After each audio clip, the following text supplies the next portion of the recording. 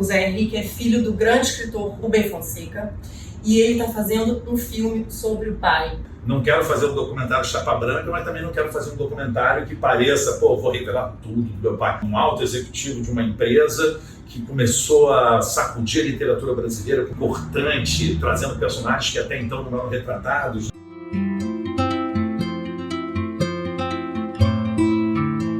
Eu estou aqui com José Henrique Fonseca, ele é diretor da série Bom Dia Verônica, das 3 temporadas, que estão aí bombando na Netflix, disponíveis para todo mundo ver. Zé, fala um pouquinho como é que foi, quais foram os desafios de rodar essa série?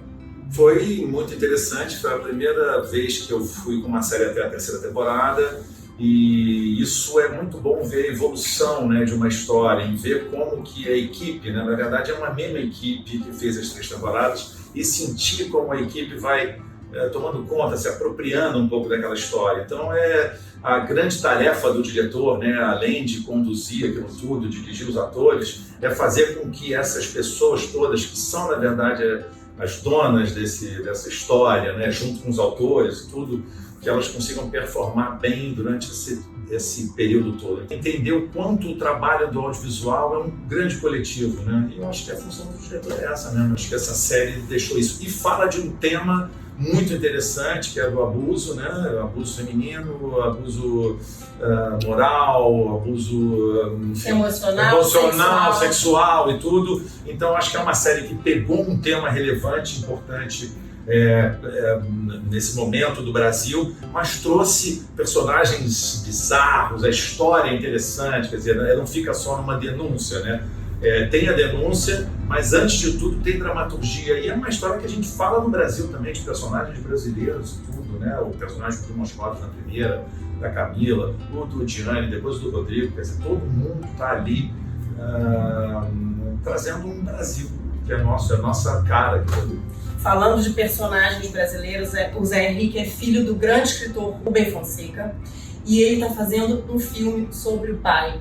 Zé, como é que vai ser esse filme? Como você vai contar essa história? Mostrar que, né, o Rubem, que era recluso, mas que também precisa estar na tela, tendo a história contada, esse legado deste vivo, né? Pois é, ele não dava entrevista, né? Assim, diziam até que quando ele ia lá para fora receber prêmios e tal, que ele era desenvolto e tudo, as pessoas, inclusive, que sabiam da literatura dele, conheciam a literatura, mas não conheciam a pessoa. Quando conheciam, sempre falavam, nossa, achava que teu pai era um cara recluso, que era fechado, sorumbático. Não, ele é divertido, engraçado, comunicativo, e ele era esse, de fato, assim, era um cara que ele ia te olhar e falava, você tem que fazer bem, gostei, você tá linda. Eu chegava para uma prima que eu tinha, tem que fazer exercício, alimentação é a melhor coisa. Então ele era um cara comunicativo que entrava na vida das pessoas mesmo, assim, tal. Claro, né, assim, não quero fazer um documentário chapa branca, mas também não quero fazer um documentário que pareça, vou revelar tudo do meu pai. Não é um documentário de fofocas e familiares, nem nada, assim, mas eu preciso contar essa história dessa pessoa que ele era, né, um alto executivo de uma empresa que começou a sacudir a literatura brasileira com uma literatura importante, trazendo personagens que até então não eram retratados, né? Mendigos, homeless, prostitutas e tal, né? E até personagens doidos, né? O executivo que saía de noite para atropelar as pessoas, né? Muito doido. Então, quer dizer, ele usava muito esse universo que ele foi vivendo ao longo da vida, né? Que é o universo das grandes empresas. Ele estudou na Academia de Polícia de Nova York, estudava cinema no MoMA, quer dizer, mostrar essa pessoa enigmática, ampla, complexa e tudo, ele era.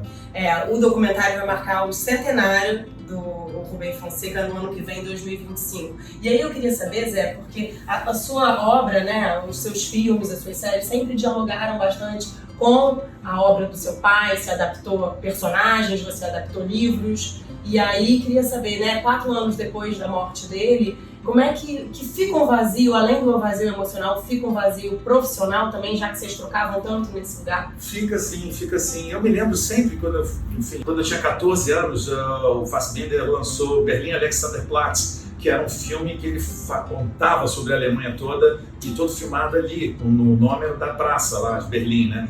E era um filme para a TV alemã que tinham 15 horas. E eu me lembro dele falar, na época era aquele VHS, ele falou assim, você tem que ver esse filme comigo. Pô, eu com 14 anos deveria querer ir pra praia para pegar onda. Aliás, eu ia pra praia e pegava onda, mas também assisti esse filme com ele. Isso me marcou muito. Eu já queria fazer cinema já desde antes, né?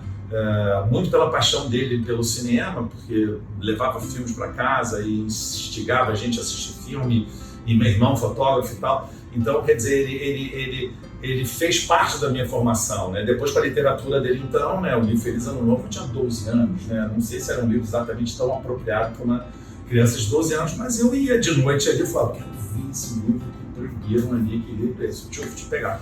Então, quer dizer, claro, ele morreu, eu perdi um parceiro, porque eu tive o prazer de trabalhar com ele, ele escreveu o roteiro do Homem do Ano e depois fez a supervisão dos textos na série Mandrake para HBO. E às vezes as pessoas diziam, pô, será que você não está trabalhando demais com a obra do teu pai? Eu dizia, não, pô, tô querendo aproveitar uma obra. Meu pai, se eu não fosse filho dele, eu só ia querer adaptar a coisa dele. Pô, eu tô ali, ao contrário, eu tô com a chave do baú.